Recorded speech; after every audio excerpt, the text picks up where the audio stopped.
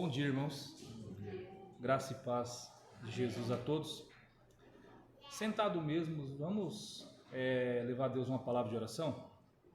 Pai, nós o glorificamos por sua graça e bondade, onde o Senhor nos forneceu vida e força para estar aqui essa manhã.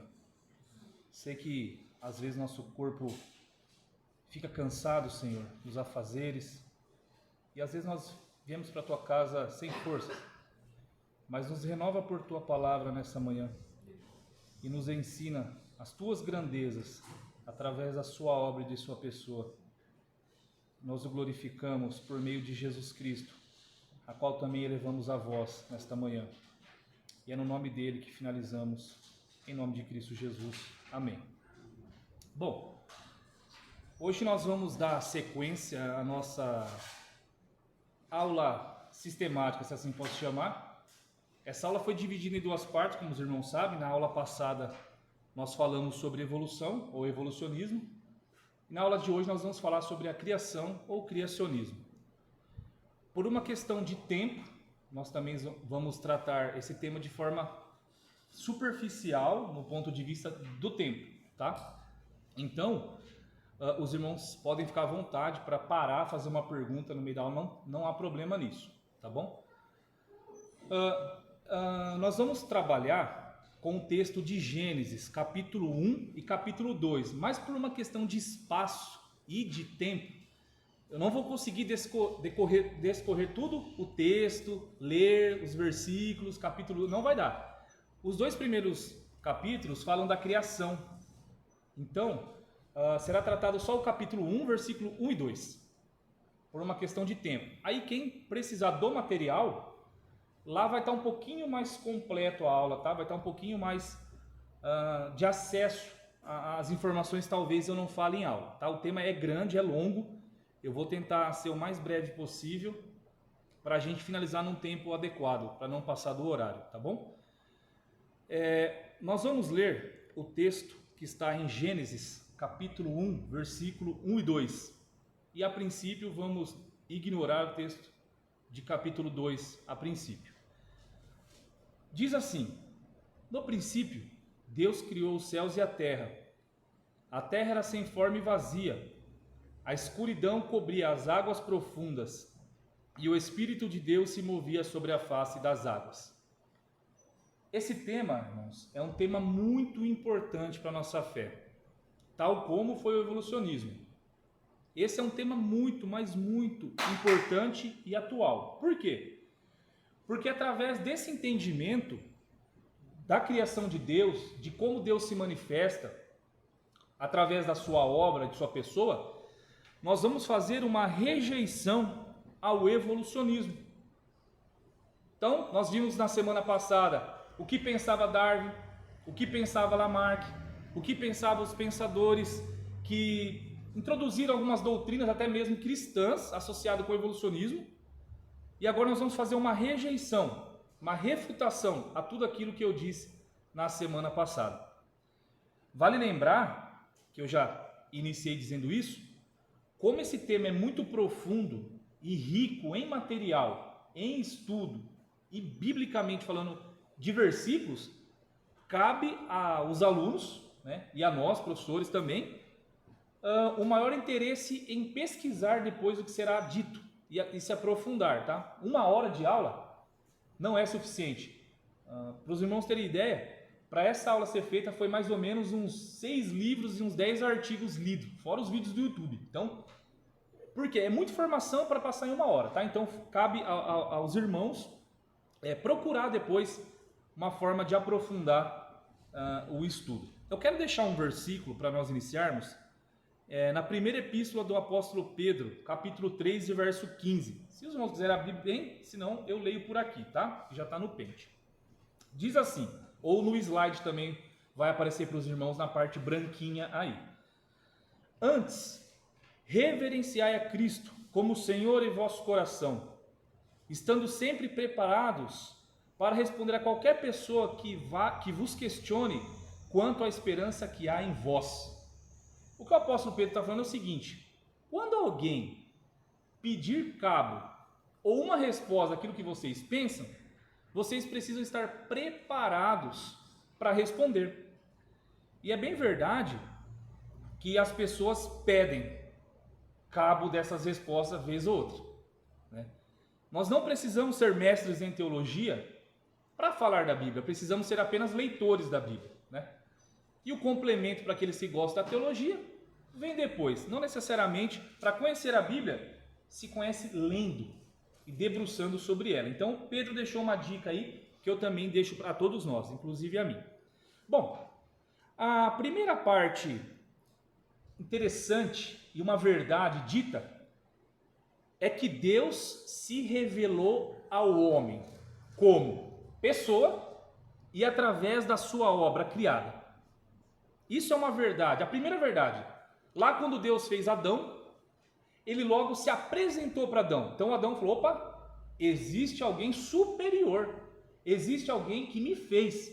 E Adão ali então conhece a Deus. Deus revelou ao homem, essa é a primeira verdade. E não somente ao Adão, mas também Deus fala o seguinte, olha Adão, eu estou aqui, eu sou Deus, mas existe uma criação, eu fiz tudo isso inclusive você. Então essa é a primeira verdade que nós precisamos entender. E por que nós devemos entender essa verdade?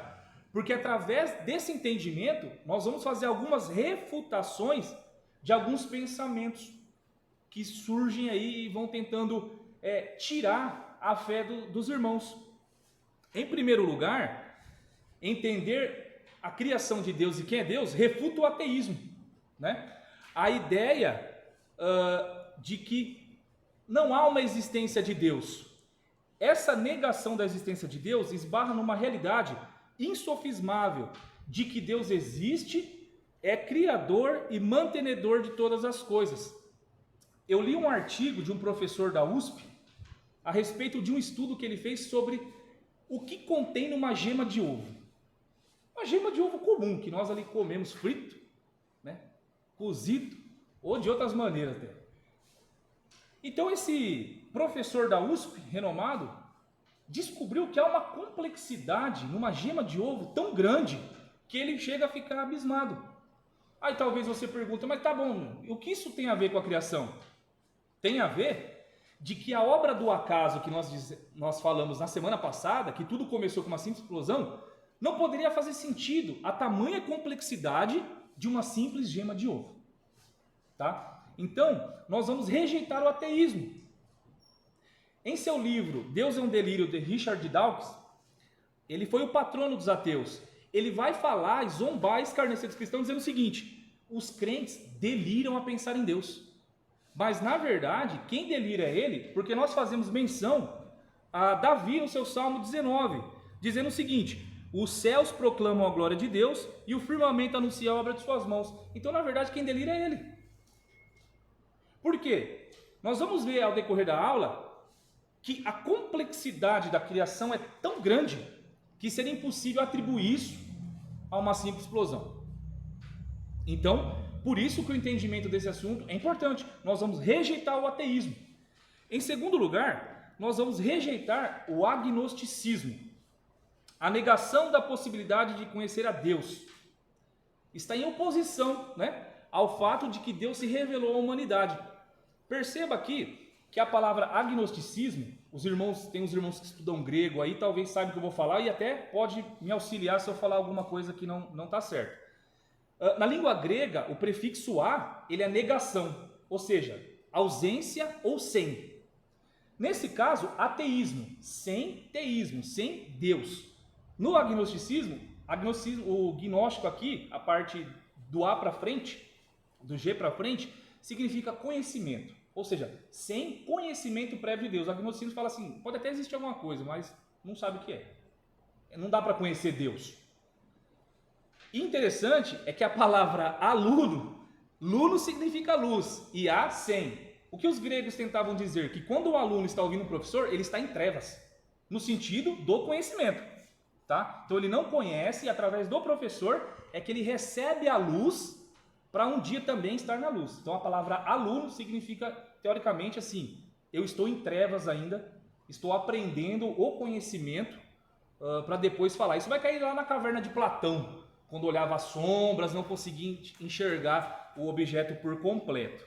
tá? Então nós vamos fazer também uma refutação ao agnosticismo. Por quê? Porque nós sabemos que Deus se manifestou como pessoa para Adão e para várias outras personagens bíblicos. Ele se manifestou através da natureza. Nós vamos ver também como ele se manifesta através da natureza. Se manifestou através de Jesus Cristo, né? E de sua palavra. João Calvino disse algo muito interessante. Ele disse o seguinte: só conhecemos a Deus porque ele se revelou a nós. Eu lembro de uma história, isso nem está no slide, mas eu lembrei agora, de que um homem muito sábio procurou um rabino e disse o seguinte: mostra-me teu Deus e eu crerei nele. Tudo bem. Saiu da casa ali, estava um sol do meio-dia, bem ardido, falou: olha para o céu. Quando ele olhou para o céu, ele não conseguiu, evidente, porque estava aquele sol brilhante, todo o seu resplendor, e aquela pessoa disse assim: eu não consigo olhar. Ele falou: se você não tem capacidade para olhar para uma obra criada pelo meu Deus, você não está preparado para olhar para ele ainda. Então, por quê? Porque Deus se manifesta. Então nós rejeitamos o agnosticismo, onde fala: não dá para conhecer Deus. Sim, Deus se manifestou através da sua criação, dele próprio, de Jesus Cristo, da palavra. Então há várias evidências aí que Deus vem se manifestando para nós. Em terceiro lugar, o entendimento desse assunto vai reprovar o panteísmo. A ideia de que Deus é apenas imanente, ou seja, de que Deus está junto com a criação. De que Deus é coisa e coisa é Deus. O panteísmo vai acreditar nisso. Então nós reprovamos o panteísmo porque Deus, ele é transcendente. O que significa isso? Está acima da criação.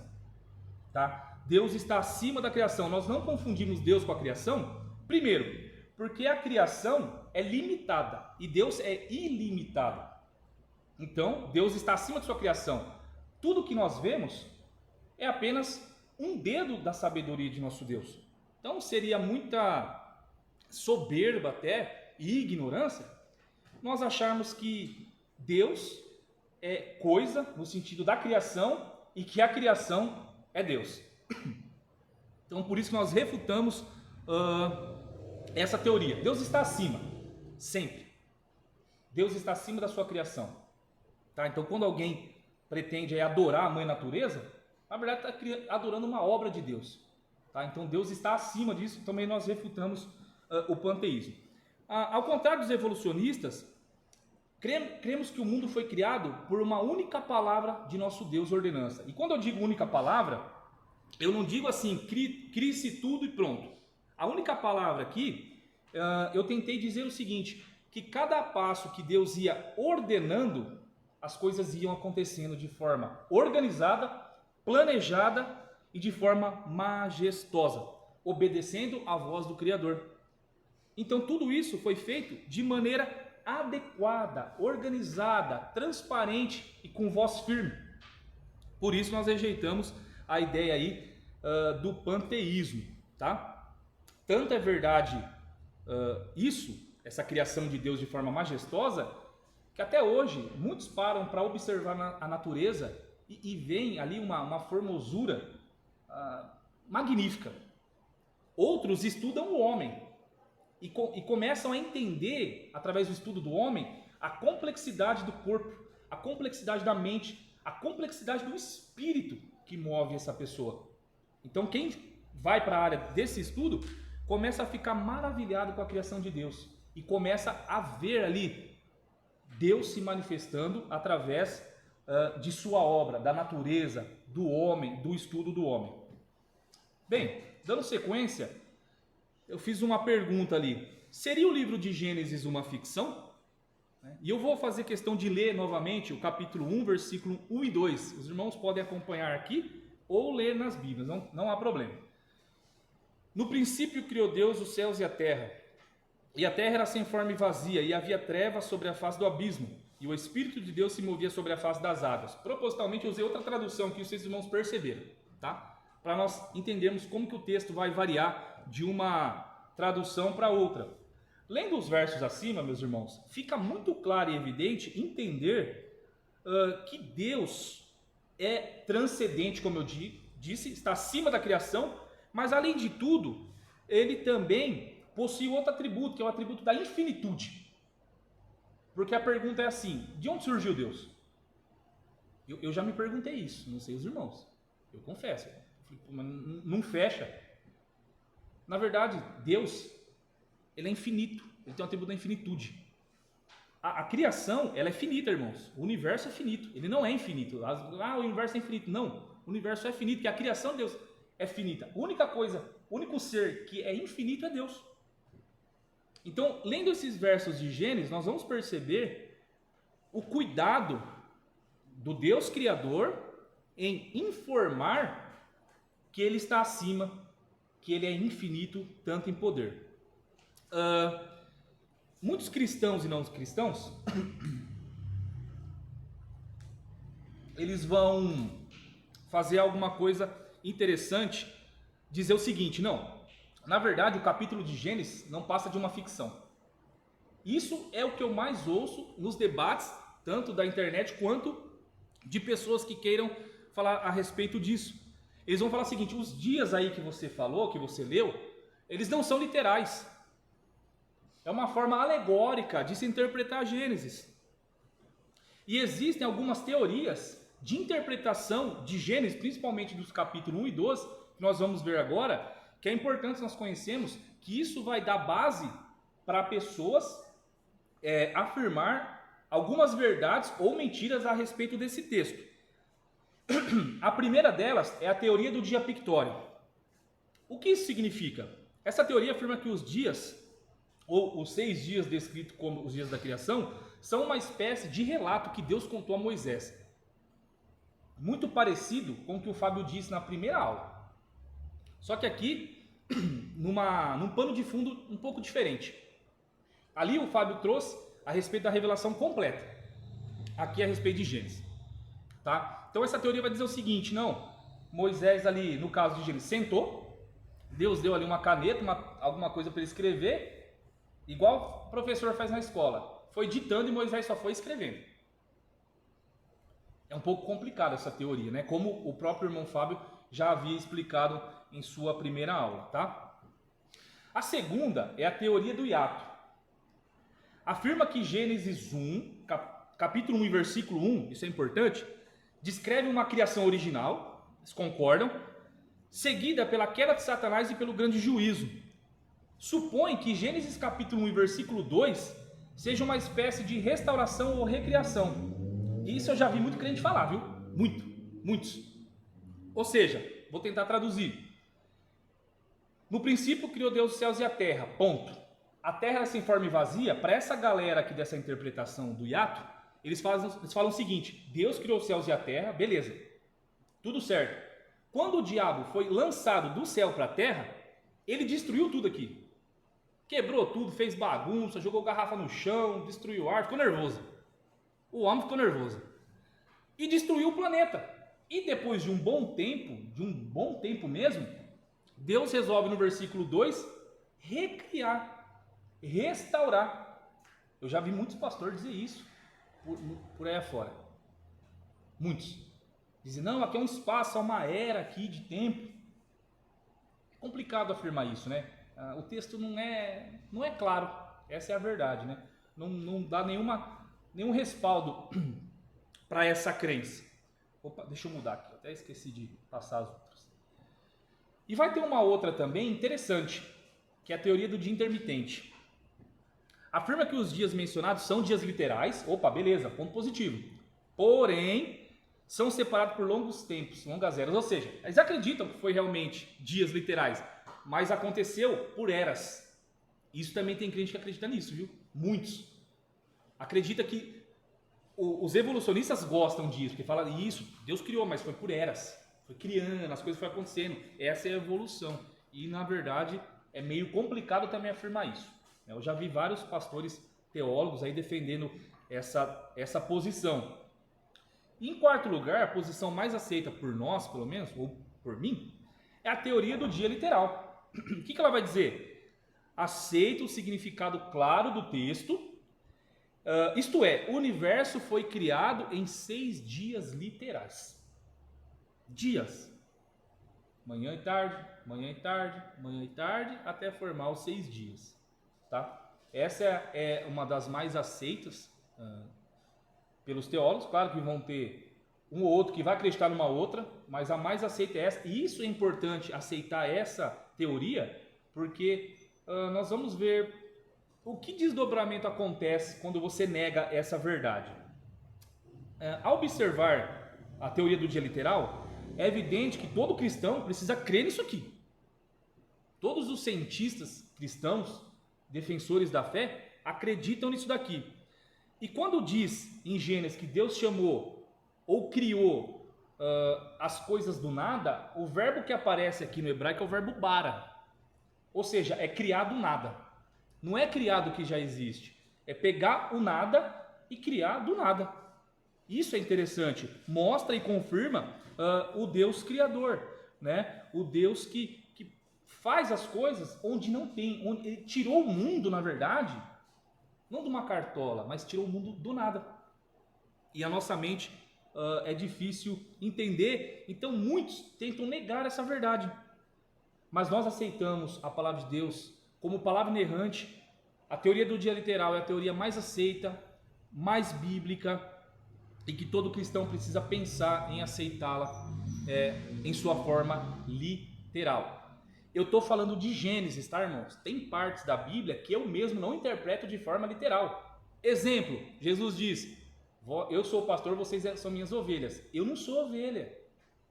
Eu não fico comendo grama por aí. Jesus fez uma alegoria, os irmãos entendem? Então ali eu não posso entender de forma literal que eu sou uma ovelha mesmo de verdade e que Jesus é um pastor. Ele usou uma forma de dizer que ele está sobre as nossas vidas. Então aqui é a respeito de Gênesis, a forma literal, tá?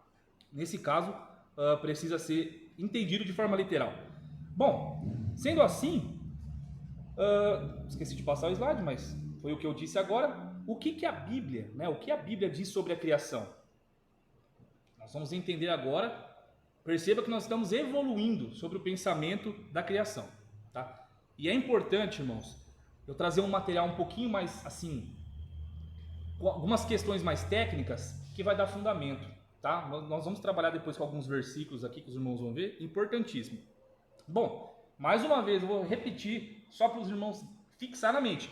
A Bíblia é clara em apontar Deus como Criador Supremo de todo o universo e de todas as coisas. Isso é o que nós estamos falando desde o início, tá? De forma paulatina. Como nós acreditamos na teoria do dia literal, entendemos que a Terra não é tão velha como os evolucionistas disseram, e nem o mundo nem o universo. 13,4 bilhões de anos, lembram? Galáxia GN11. Para nós isso não existe.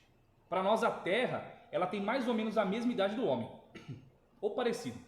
Então, grande parte aí dos estudiosos diz o seguinte: a Terra não tem mais do que 10 mil anos. Os evolucionistas ficam doidos com isso. Eles piram. Eles querem apelar quando a gente fala isso. Não pode ser tão nova assim. Nós entendemos que sim, que a Terra não tem mais do que 10 mil anos, baseado no relato bíblico, tá? E não eras ou tempos, como foi sugerido por outras teorias.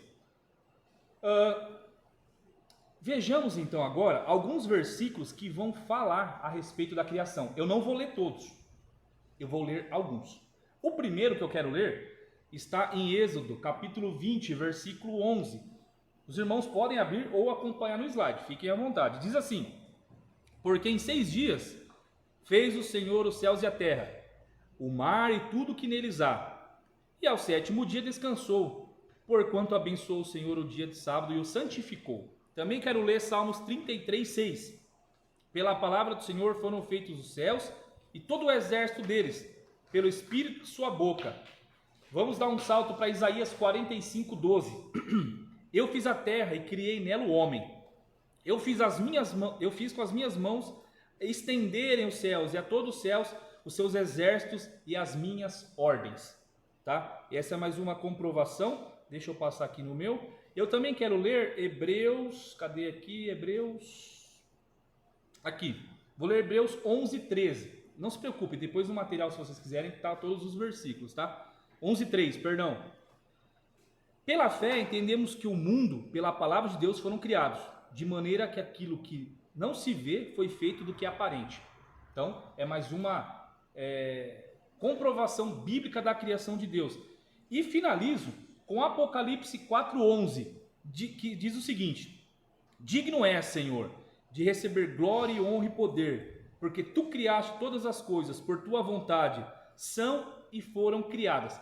Interessante aqui que a palavra criadas, ela vem do grego kitizo. Não sei se assim se pronuncia, depois quem souber escreve lá dizendo a melhor pronúncia. Eu não sei se pronuncia o K ou não, eu não entendo de grego. Tá? Aqui quer dizer o seguinte: criador, dono. Esse é o sentido da palavra, tá? Existem muitos outros versículos, é claro, que vai falar a respeito, que vão falar, né, a respeito da criação, mas por uma questão de tempo e espaço nós não vamos colocar todos. Na verdade, meus irmãos, a palavra toda aponta para um Deus criador, supremo e regente, que não só criou todas as coisas, como dá manutenção. Deus também tem minha profissão, de alguns irmãos aqui, é dar manutenção. Que o mundo dá manutenção, então ele está em constante manutenção, tá? Ele também é um Deus que não criou e abandonou, como os deístas falaram. Lembra na última aula?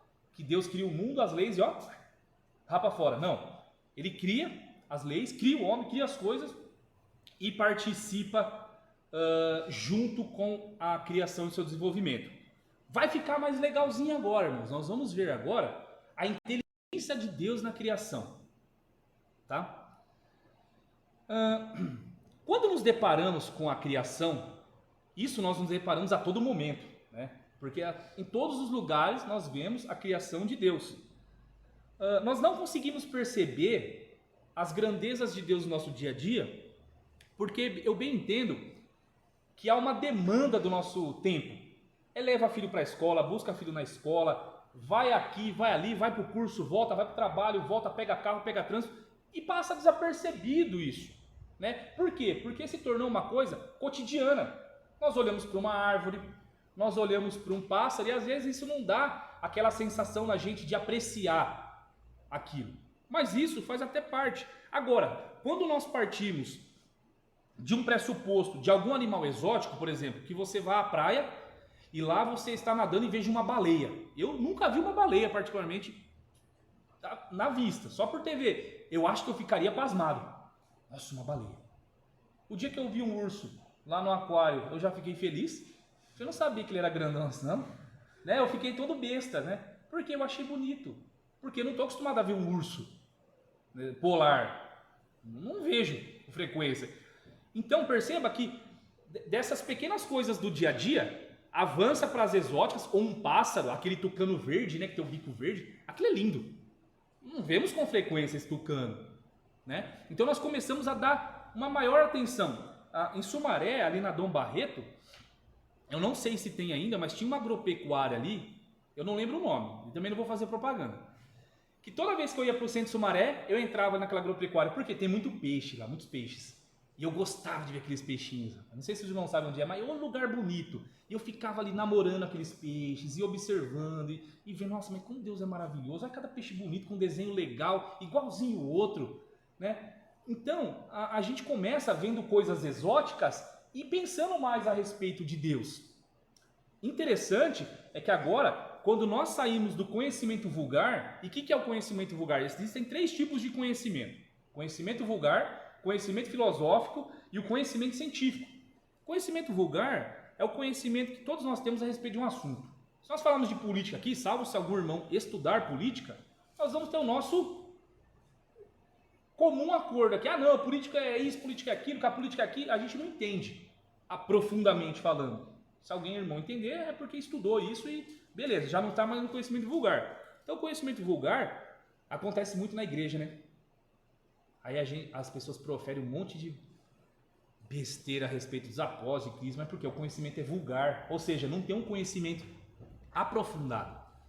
Aí, desse conhecimento vulgar que é o nosso, a respeito de alguns assuntos, você parte, vamos supor, a respeito da criação, eu tenho um conhecimento vulgar, por quê? Eu não sou biólogo, eu não sou cientista, eu não sou químico, eu não sou físico, eu não sei explicar de forma científica muitas coisas. Não sei o que é uma célula, o que é eu não sei. Isso é um conhecimento vulgar. Quando você parte para o conhecimento científico, que é o estudo da biologia, que é o estudo da química, o estudo da física, você começa a ficar ainda mais impactado com a obra de Deus. Eu coloquei um versículo aqui, ó, Romanos 1, 19 e 20, que vai falar que Deus se manifesta através da sua criação, mostrando a sua glória. Deus se manifesta. E para essas pessoas que têm um conhecimento científico, que estuda biologia, que estuda química, que estuda física, eles vão começar a trazer assuntos tão maravilhosos que a gente, que é do conhecimento vulgar, fica assim perdido. Fala, meu Deus do céu, o que é isso? E nós vamos entender agora como que essa parte desse conhecimento é importante para entendermos a complexidade do universo, a complexidade da criação. Bom, a inteligência de Deus no tamanho do planeta Terra. Segundo os astrônomos mais credenciados aí, do alto gabarito, se a Terra fosse maior ou menor do que seria impossível haver vida nesse planeta. O tamanho da Terra está rigorosamente planejado para a adaptabilidade da vida. A teoria do Big Bang, de que uma explosão causou tudo, parece improvável diante disso, não é verdade? Como poderia uma simples explosão calcular o tamanho exato do planeta Terra para que haja vida nesse planeta? O caos, meus irmãos, não produz ordem. Impossível. Imagina vocês resolvam pintar a sua casa, as suas casas. Aí você vai lá, compra uma lata de tinta, vamos por azul, larga na sala e fala assim, esqueci o rolo, vou até ali comprar. E sai para comprar o rolo. Quando você chega, está tudo pintadinho. Pintadinho, limpo, organizado. E o que aconteceu? Que uma explosão causou isso. Porque o caos não consegue produzir ordem. É impossível. A maioria dos cientistas, nós vamos ver, está falando isso. O caos não produz ordem. Porque os movimentos são harmônicos, são entrelaçados. Gira numa engrenagem perfeita. Eu coloquei aqui, seria isso obra do acaso? O tamanho do planeta Terra? Poderia o caos produzir ordem? É claro que não, meus irmãos. Só uma mente brilhante e extraordinária poderia arquitetar o tamanho do planeta Terra. Né? Os evolucionistas não vão acreditar, mas eles são tolos, eu penso assim. Porque é evidente. Quando nós ainda olhamos para as leis da física, termodinâmica e leis de Newton e assim por diante, nós vamos ver a complexidade do planeta. Como eu disse, nós estamos no conhecimento vulgar, nós não entendemos muita coisa que acontece. Existem leis magníficas que regem isso aqui, feitas por alguém muito mais acima do que a própria lei. É mais fácil acreditar que uma explosão de letras produz uma enciclopédia do que o mundo foi criado por uma explosão. Quando você pega seu livro lá, Márcio, que você gosta de ler, os irmãos gostam de ler, bonitinho, capítulo separadinho, aquilo ali surgiu do nada, irmãos? A ordem? Não. Alguém teve que ir lá confeccionar, escrever, fazer a impressão, colocar uma capa, pensar na capa e publicar. Por isso, seria uma loucura pensar no acaso. Bom, mas em segundo lugar, a inteligência de Deus na inclinação do eixo da Terra. A Terra está inclinada a um eixo de 23 graus. Isso possibilita todas as regiões da Terra sejam atingidas pela luz, como se fosse um frango naquela churrasqueira, esqueci o nome agora, aquele forno que gira lá, esqueci o nome, aquele que fica girando, que os cachorros ficam olhando, inclusive eu, né? Ali o frango, todo o calor envolve, ou seja, esse eixo de 23 graus faz com que a Terra seja atingida pelo calor. Se assim não fosse, a parte dos polos seria muito frias, né? E a parte central muito quente. Não haveria vida na Terra. Irmãos, tudo bem. Você pode até falar assim, tá bom, do tamanho vai, mas a inclinação, como você vai negar? Isso é obra do acaso? Isso é obra de uma explosão? Não dá para testar. Nosso Deus fez essas coisas. Uma mente brilhante, arquitetônica, inteligente está por trás disso. Olha a inclinação do eixo. Isso surgiu de uma geração espontânea? Improvável. Rejeitamos a teoria do Big Bang, da evolução. Não há essa possibilidade. Está fora de cogitação. Tem mais. A distância entre a Lua e a Terra. A Lua é a faxineira da Terra. Ela é responsável... Não mudou? Ah, minha garganta não está legal. Obrigado. É o ar-condicionado do trabalho. Não, do serviço. Lá o pessoal joga, acho que menos 10. A Lua é responsável pelas marés. Ou seja, se não houvesse maré, o mar depositaria todo o lixo na parte costeira. Ninguém viveria naquele lugar da quantidade de lixo. Aí você vai falar, tá bom, isso é uma coincidência. Beleza. A Lua também, ela produz plâncton, que é indispensável para a oxigenação da água e a produção da cadeia dos alimentos. Ou seja, se a Lua ficasse mais longe ou mais perto da Terra, nem existiria as marés e muito menos a produção de plâncton. Coincidência, meus irmãos? Obra do acaso, meus irmãos?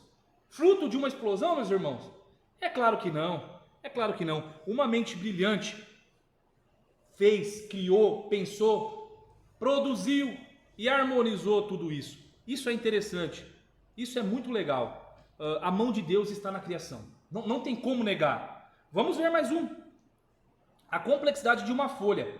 Há décadas nós ficávamos extasiados ao estudar o macrocosmo. Nós não, porque eu nunca estudei o macrocosmo, né? Eles.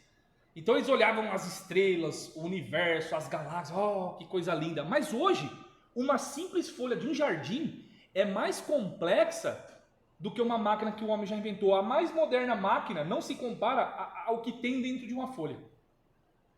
Isso quem afirmou foram cientistas, não sou eu. Os cientistas, quando vão estudar uma folha, irmãos, uma folha que a gente passa e nem percebe. Ela é mais complexa, a sua formação, do que uma máquina que nós às vezes... Nossa, que coisa legal. É mais fácil entender a máquina do que uma folha. Isso é muito interessante. Isso é muito interessante. Deixa eu apertar um pouco. A complexidade do corpo humano. Dr. Marshall Nirenberg, Prêmio Nobel de Biologia, descobriu que temos 60 trilhões de células em nosso corpo. Em cada célula temos 1,70 metros de fita DNA. Olha que legal. Se esticássemos essa fita, nós teríamos 102 bilhões de quilômetros de fita DNA. Isso daria para dar a volta no sistema planetário diversas vezes. Ali está gravado tudo, quem nós somos, cor de cabelo, cor de pele, temperamento, está tudo nessas fitas. Dr. Marshall, ele chega a dizer que podemos empacotar na cabeça de um alfinete, que acho que nem se utiliza mais alfinete, todos os dados genéticos, olha aqui, ó, preste atenção, dos mais de 6 bilhões e 800 milhões de habitantes da Terra.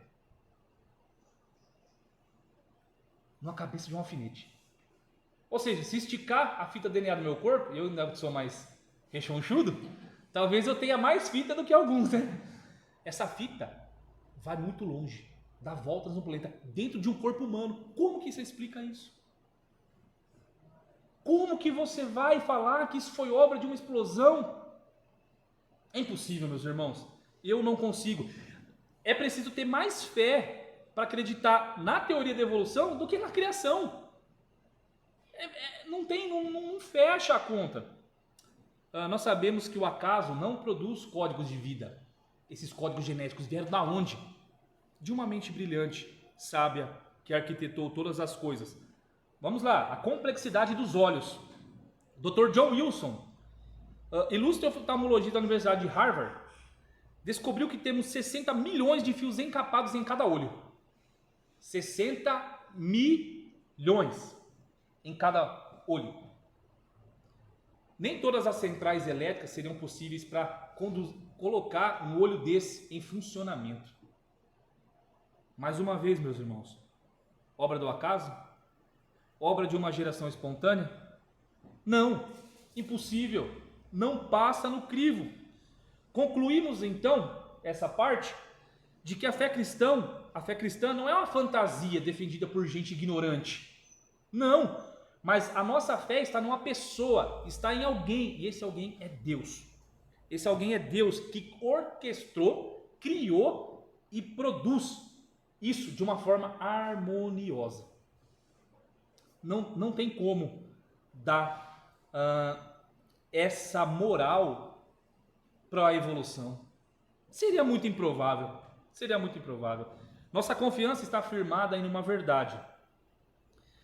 Verdade que tem sido incólume durante muito tempo, em muitas batalhas que o cristianismo passou, ele venceu. Muitas batalhas que a Bíblia entrou e venceu sozinha. Lembro de uma história de Charles Spurgeon, quando ele foi convidado para defender a palavra de Deus, ele falou assim, eu não preciso defender a Bíblia, ela se defende sozinha, ela não precisa de mim.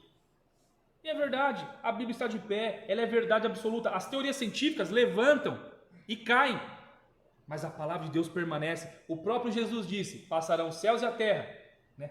O físico, o cosmos, mas as minhas palavras não hão de passar. Então, nós damos glória a Deus por isso.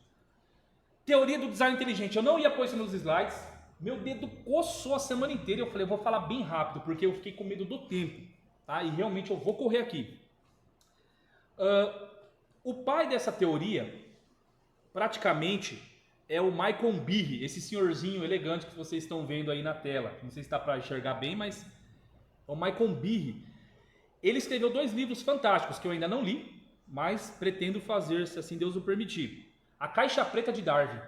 Ele vem refutando o livro A Teoria das Espécies por seleção natural. Ele refuta. E ele criou agora, olha que nome irônico, não? A Evolução de Darwin. Irmãos, tem muita palestra e material dele no YouTube. Se os irmãos quiserem pesquisar mais, é só colocar Michael Behe. O próprio pastor Marcus Eberlin, que eu citei na aula passada, entrevista ele. Ele é um americano e ele é praticamente o pai dessa teoria do design inteligente que nós chamamos. Essa teoria, o que ela estuda? Os sinais de inteligência na criação a partir da natureza. Então eles vão catar a natureza e vão começar a fazer estudo científico e falar assim, não, as coisas estão muito harmonizadas. Nós vamos ver logo em seguida o tal do ajuste fino da natureza. Isso é importante. A teoria do design inteligente é formada por uma equipe de cientistas e pesquisadores, inclusive brasileiros. O Dr. Augusto Nicodemos já participou e tem outros irmãos presbiterianos. Infelizmente, não há nenhum pentecostal que eu saiba lá, embora muitos mereçam estar naquele lugar, porque desenvolvem trabalhos científicos e acadêmicos, mas que eu saiba ainda não tem, mas eu espero que muito em breve alguns irmãos da doutrina pentecostal possam participar também desses estudos para contribuir também com essa teoria, tá? Então ela é formada por cientistas católicos e protestantes. O John Behe é católico, tá? Só para vocês entenderem, ele é católico. Afirma esse cientista o seguinte, que a criação de Deus ela é perceptível. Em que sentido? Suponhamos nós, que nós morássemos nos Estados Unidos. E os irmãos vão entender por que eu citei os Estados Unidos. E nós saímos ali, falaria ali para o nosso pai, ou esposo, vou lá na padaria comprar um pão. A hora que você sai da sua casa, você olha para a casa do vizinho, como lá não tem, geralmente, a maioria dos bairros não tem muro, né, nem portão, você observaria um jardim todo lindo, com vários tipos de orquídeas, rosas, entre outras, bem dividido, bem regado, com aquelas telinhas para bichos ali não pousar. De imediato, você pensaria o seguinte, alguém fez isso, está muito bem organizado, está muito bem cuidado, não poderia surgir isso do nada e permanecer com essa beleza. Então John Behe ele vem por esse caminho mostrando o seguinte, que quando você é capaz de olhar isso e perceber que alguém fez isso, assim é na criação. É impossível você olhar tudo isso, essa harmoniosidade que nós estamos falando desde o começo, e falar assim, isso surgiu do acaso. Não, há uma projeção, há uma ideia de ter aquele jardim, por exemplo, bonito. O dono da casa talvez queira mostrar o seu jardim para os vizinhos ou enfeitar a sua bela casa. Assim é a criação. No material eu dou outros exemplos também, que o John Behe cita, na verdade, que eu não vou falar aqui agora, tá? Por uma questão também de tempo. Ou seja, é difícil dar braço para o acaso, então. Porque nós vamos perceber, meus irmãos, que do mesmo modo que a gente é capaz de olhar o terreno do vizinho, ver aquele plantação ali linda, né? O jardim florido, e entender assim, alguém está cuidando disso. Isso não ia acontecer do nada. A criação é da mesma maneira. A gente também observa e fala, não pode ter surgido do acaso. Alguém com uma mente mais inteligente organizou tudo isso. Tá? Essa é a teoria do design inteligente, em rápidas palavras. Aqui é só os slides que eu estava falando, né? Trata-se de uma teoria científica. Outra coisa que eu não coloquei aqui talvez. Coloquei sim. Essa teoria é o seguinte, por se tratar de ciência, eles não atribuem essa mente brilhante a Deus. Por quê? Porque quando você entra na ciência e fala de Deus, os cientistas rejeitam. Então eles vão falar mente brilhante, mas cá entre nós, tanto os católicos quanto os protestantes sabem quem é essa mente brilhante, mas eles evitam ficar falando isso. Tá? Eles evitam ficar falando isso. Eu coloquei mais um tópico. Devemos desprezar a ciência? Por sermos cristãos, às vezes desprezamos a ciência, como se ela fosse algo maléfico ou maligno, porque ela geralmente não acredita em Deus. Então nós rejeitamos qualquer tipo de ciência. Mas será que a ciência é tão má assim? Existem razões para olhar para a ciência com os bons olhos. Entendo que a fé e nem a Bíblia está fundada na ciência. Nós não precisamos que a ciência pegue a Bíblia e fale, eu vou provar. Agora eu acredito. Não, negativo. A Bíblia não precisa passar por nenhum processo científico. Porém, quando passa, é comprovado. Porém, quando passa, é atestado, é confirmado. Tá? Então, nós não devemos negar a ciência e nem olhar para ela com olhos maus. Por quê?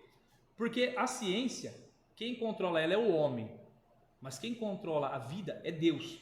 Então os homens erram, a ciência muda. Por isso que a nossa fé não está na ciência, mas ela contribui muito.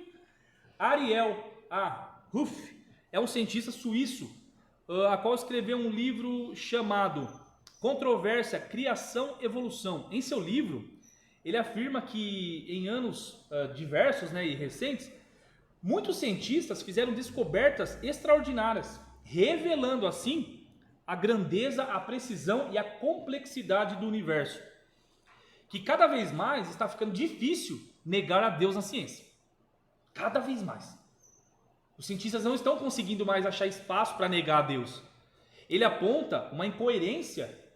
A ciência não dá crédito a Deus. O cara é um cientista. Tá? Para você ver que isso é importante. Isaac Newton contribuiu com a física, a engenharia e a matemática. Isaac Newton escreveu mais sobre religião do que sobre as suas matérias científicas. Ele escreveu livros sobre a profecia de Daniel e Apocalipse. Vocês sabiam disso? Isaac Newton. O cara gostava de falar de religião, falou mais de religião do que de ciência.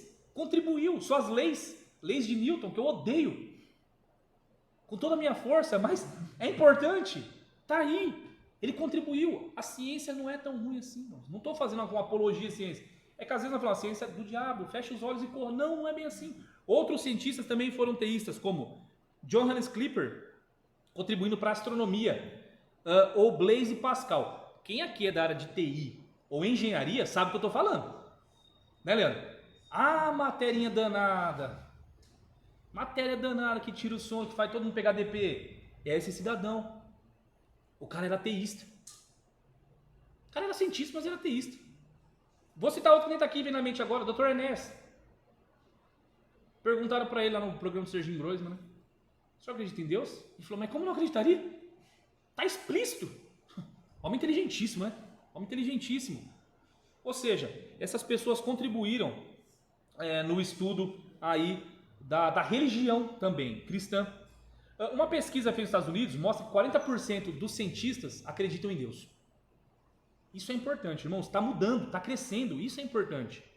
Tá? No segundo capítulo do seu livro, estou correndo, Ruff, ele mostra o ajuste fino da natureza, que é o que eu estava falando.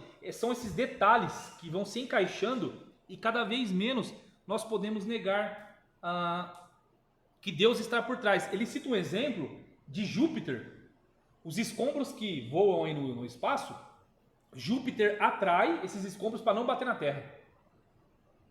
Obra do acaso, mas é o ajuste fino, fazendo que tudo ande e aponte para Deus. Nós não podemos negar essas verdades bíblicas, meus irmãos. Nós não podemos negar de que a ciência contribui sim. Aquilo que ela não contribui, nós rejeitamos. Mas em grande parte, quando um irmão que está com dor de cabeça toma um Lanador e ele não sente mais dor, o nome do Senhor deve ser glorificado também através disso. Nós cremos que Deus é poderoso, faz milagres, cura qualquer tipo de doença. Mas não podemos desprezar a ciência, falar que ela é demoníaca, suja e que isso não presta para nada. Glória a Deus pela vida, glória a Deus pela vida dos cientistas que desenvolvem vacinas, que evitam mais mortes. Agora, se a vacina é de uma nova ordem mundial, não vem ao caso. Mas muita gente deixou de morrer por uma vacina da malária, por uma vacina de gripe e por uma vacina de coronavírus. Então, eu tenho minhas opiniões quando alguém critica de modo veemente a ciência. Eu não sou cientista, sou de uma outra área completamente diferente, não entendo nada de ciência, obrigado. Mas eu entendo que os cientistas têm uma contribuição muito grande e importante para o nosso universo, para a criação do Senhor. E se alguma parte eles negarem isso, nós também negaremos, ficaremos com a verdade bíblica. Devemos ser pessoas inteligentes.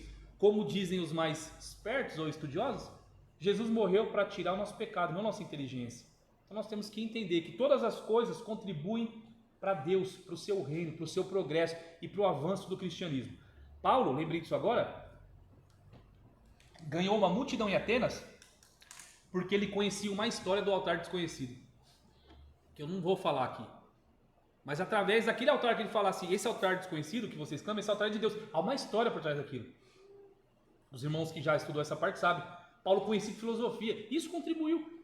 Então devemos abrir nossa mente, meus irmãos. Nunca desprezar a palavra. Não estou incentivando ninguém a olhar para a ciência. Não, a Bíblia é a nossa regra de fé. Leitura diária, oração. Mas devemos abrir nossa mente, contribuir com a sociedade, com aquilo que Deus nos chamou para fazer. Vários cientistas cristãos estão contribuindo com teorias que provam, com teorias que atestam e com desenvolvimentos que fazem o cristianismo andar e as pessoas entenderem que nós não somos pessoas chucras que não entendem nada, mas que somos pessoas inteligentes, que Deus deu essa inteligência e que sabemos sim viver nessa terra de maneira digna, honrada, independente se tem graduação ou não. Essa não é a questão que eu estou dizendo, mas o que eu estou dizendo é que nós não devemos negar e nem simplesmente excluir essas verdades que tem aí fora, tá? Que Deus possa abençoar os irmãos. Eu vou concluir a aula dizendo o seguinte: nunca existiu e não vai existir acaso. O Albert Einstein disse algo interessante: não existe acaso, Deus não joga dados com o universo. Albert Einstein, frase muito legal. A complexidade da criação nos mostra que o caos não produz o acaso.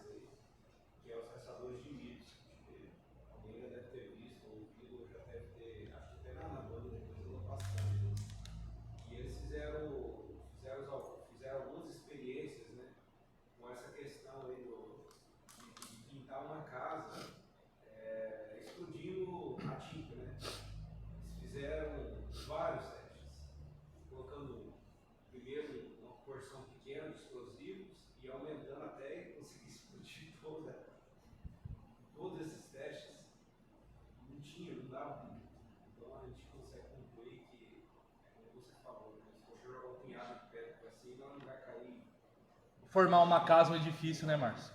Só teve um lugar que uma lata de tinta explodiu e pintou a casa. Foi no Mr. Bean. Você lembra? Ele saiu e a casa estava toda pintada. Só lá. Por esse motivo, né? Só lá que eu vi. Não existe outro lugar.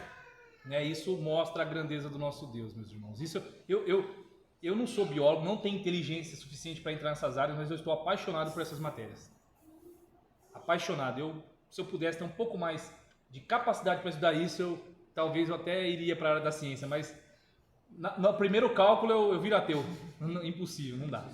Sobre o grego lá, só para tentar... Claro. Geralmente, vamos supor, quando você lê catequismo, acho que você... Isso mesmo. O K, ele sempre vai ter o mesmo sentido do nosso K mesmo. Ah, sim. Por exemplo, estilo. Estilo a gente lê o S antes, né? Isso. No grego seria sitil, porque a gente não vai usar o mesmo sentido do português, mas é isso mesmo. Legal. Não, é que eu realmente não sei nada de grego, então a gente vê algumas palavras e talvez a pronúncia não esteja correta, mas aí vocês podem sempre corrigir. D, porque a gente lê digno, né? Não digo. Ah, tá. Aí você lê o K, porque eu vi também a Dudu lá, zoou. Tá certinho isso aqui. Tá certo, né? Então beleza. Foi no chute e acertei. Né? Às vezes nós vai no chute também, mas não acerta de vez em quando. Eu vou tentar mudar porque o S lá, por exemplo, usando o paradigma do S, né, que é o sigma, né, que é tem um sigma final e um sigma inicial no grego, mas enfim, se você ler estilo, né, que é uma marca de filme. Sim, sim. A gente lê isso, né, no grego seria sentido. A gente não lê. Ah, tá. Entendi. A gente coloca o I na frente, né? Sempre, né? Não, tranquilo. Muito bom, Marcos. Sua contribuição é bem-vinda e válida. Tem mais alguém que quer falar alguma coisa? Tranquilo? Se não, Gabriel, eu sei que você deve estar sua cabeça fervilhando para me pegar. Vou pegar esse herege aí agora. Uhum. Se quiser também contribuir com uma opinião também, pode ficar à vontade, tá?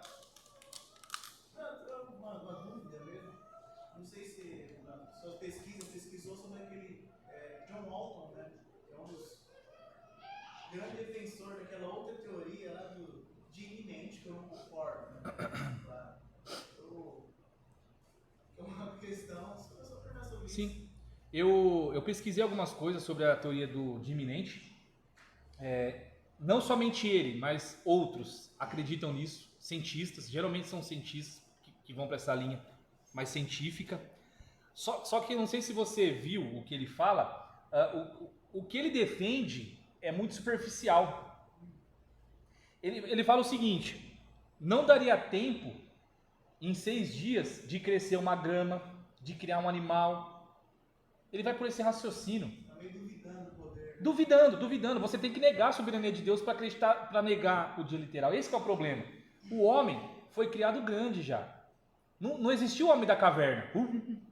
Ele pode ter morado na caverna em algum dado momento, mas não existiu. Entendeu? Por quê? Para esse pessoal, o dia iminente, ele é melhor aceito por quê? Ele vai falar o seguinte: não, mas como que tudo isso surgiu em um dia não daria tempo? Só que Deus já fez as coisas todas grandes. Quem vem primeiro, o ovo ou a galinha? Para mim é galinha, né? Porque faz sentido, né? Você criar uma galinha primeiro, né? Mas por quê? Porque esse cidadão, ele vai negar isso através desse pensamento. Basicamente isso. Então, assim, não sei. Como eles, sendo tão pessoas inteligentes, conseguem não raciocinar a respeito disso. Às vezes parece até fácil, né? Pra gente entender isso. De que Deus fez e criou e aconteceu. E não tem problema que a grama foi desenvolvendo ao longo do período que ela demora para crescer. Mas que foram em 6 dias literais, né? Aí vai entrar na questão do sol e da luz também ali, né?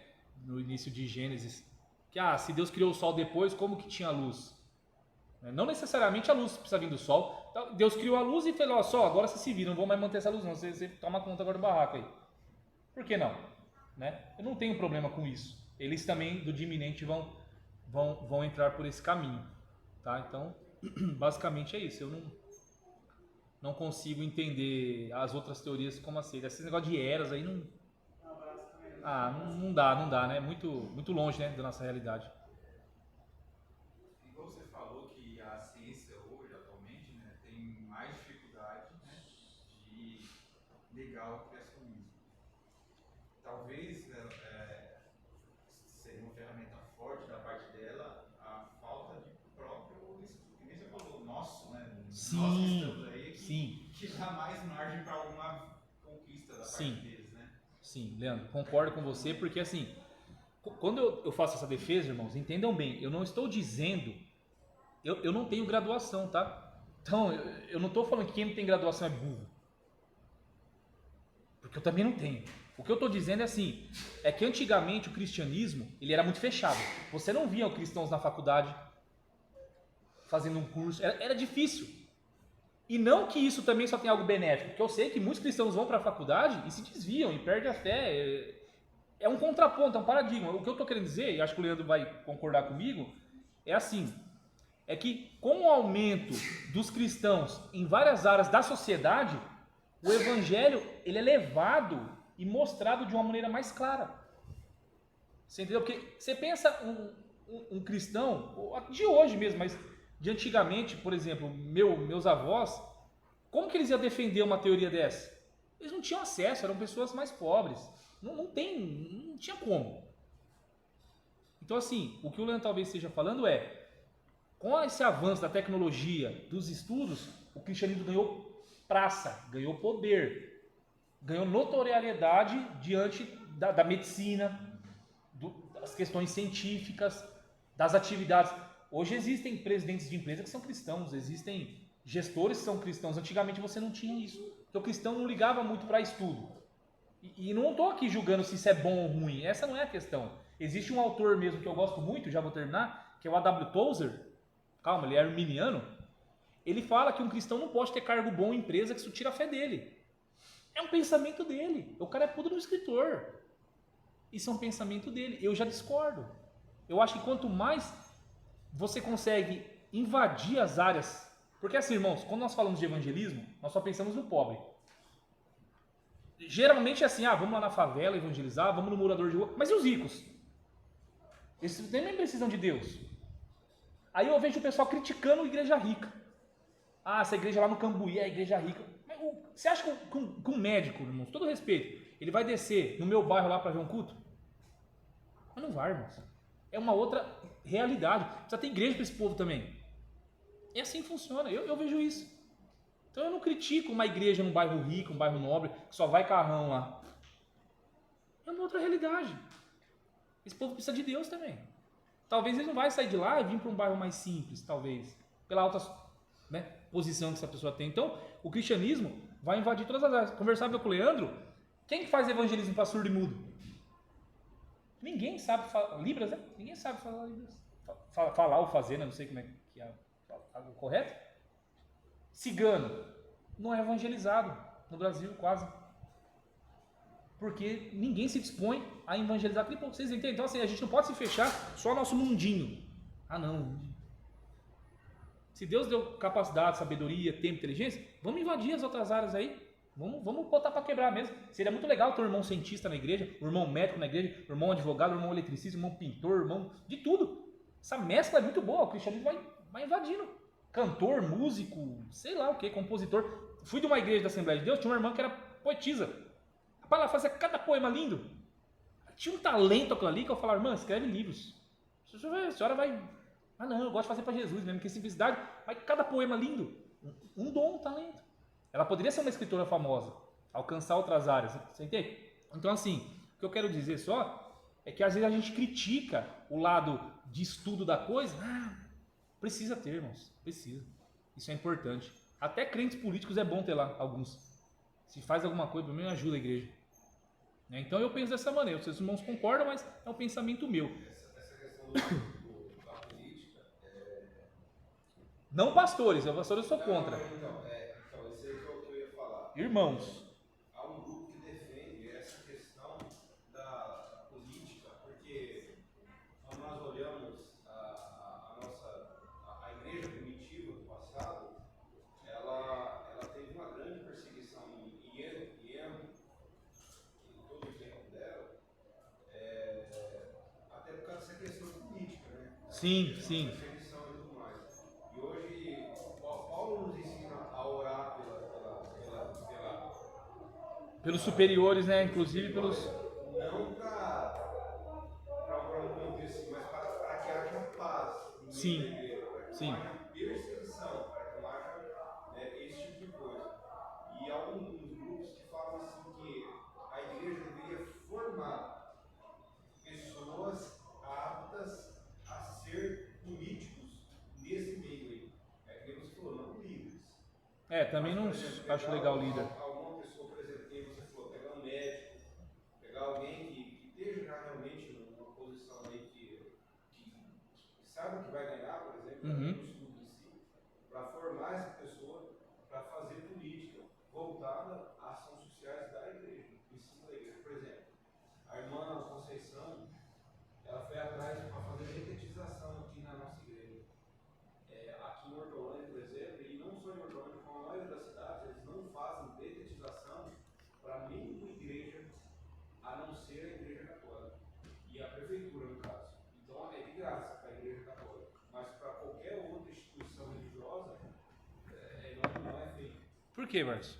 Porque ele não faz. Eles não fazem. Então, você vê como que É. fica essa questão política. Se tem um político, um vereador lá dentro, pode voltar alguma técnica, sei lá, como se fala isso aí, algum projeto, para começar a abrir espaço para as outras instituições, não só o cristianismo em si, mas qualquer instituição Sim. que seja uma instituição religiosa, para poder, por exemplo, a prefeitura atender esses conceitos. Sim. Mas só a Igreja Católica que é atendida. Qualquer comunidade católica que tiver ali, vai lá na prefeitura para fazer educação, limpeza, qualquer coisa eles fazem. É que essa questão de estudo, eu já vou terminar, meus irmãos, está muito ligado a doutrinas evangélicas. Sabia? Porque assim, o movimento reformado, ele instiga os jovens a estudar. Instiga. Os pastores falam, vão, estudem. Eu cresci com os meus pastores dizendo o seguinte, crente não pode dar, tem que ficar orando 24 horas, lendo Bíblia. Então, vai muito disso. Mas esse pensamento está mudando. Está mudando. Já não é mais assim como era antes. Está mudando muito. Então, isso é bom. Eu penso que isso é bom, particularmente. Meus irmãos, obrigado por ouvir. Agora eu agradeço também por ter feito esses 2 domingos. Agora eu vou descansar, né? Porque a gente cansa, né, Leandro? Fazer o estudo é muito complexo, é exaustivo. São noites de estudo, mas é prazeroso, né? A gente tenta fazer o melhor possível. Espero que os irmãos tenham gostado da aula, aprendido, tirado alguma lição importante disso tudo. Agora eu vou sentar um pouco também para ouvir os meus irmãos.